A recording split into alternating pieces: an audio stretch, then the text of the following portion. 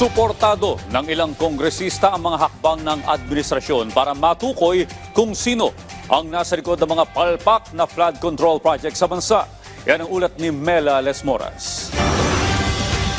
Nakatakdang ipagpatuloy ng House Committee on Public Accounts ang kanilang talakayan ukol sa mga flood control project ng gobyerno sa Miyerkules. Ayon kay Public Accounts Panel Chair Terry Ridon, isasama na nila sa kanilang diskusyon ang ipinresentang ulat ni Pangulong Ferdinand R. Marcos Jr. Partikular na riyan ang online listing ng mga proyekto, ang pagkakaiba ng flood-prone areas sa mga lugar na binuhusan ng proyekto at ang actual performance report ng top 15 flood control contractors sa bansa. Sabi ni Kamanggagawa Party List Representative Eli San Fernando, kaisa sila ng Pangulo sa paghahanap ng accountability sa isyong ito. Pero isa sa mga nais nilang maisiwalat talaga ay kung sino nga ba ang mga kongresistang dawit sa usapin kung meron man. Sa mga nagsasabi na meron talaga ng mga congressman na contractor din, pangalanan.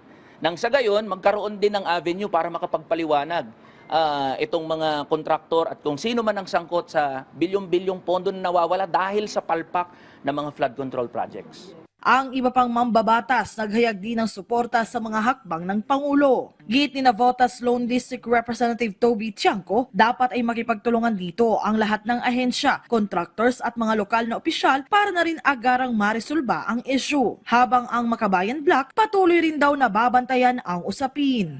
It still remains to be seen kung may kahinatnan ba to.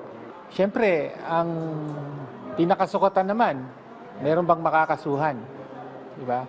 Sa loob ng linggong ito, inaasahang maite-turn over na sa Kongreso ang National Expenditure Program na siyang magiging basehan ng panukalang pondo para sa susunod na taon. Una nang tiniyak ng liderato ng Kamara na masusi nilang hihimayin at babantayan ang proposed 2026 national budget para hindi na rin maulit pa ang mga usapin ng anomalya.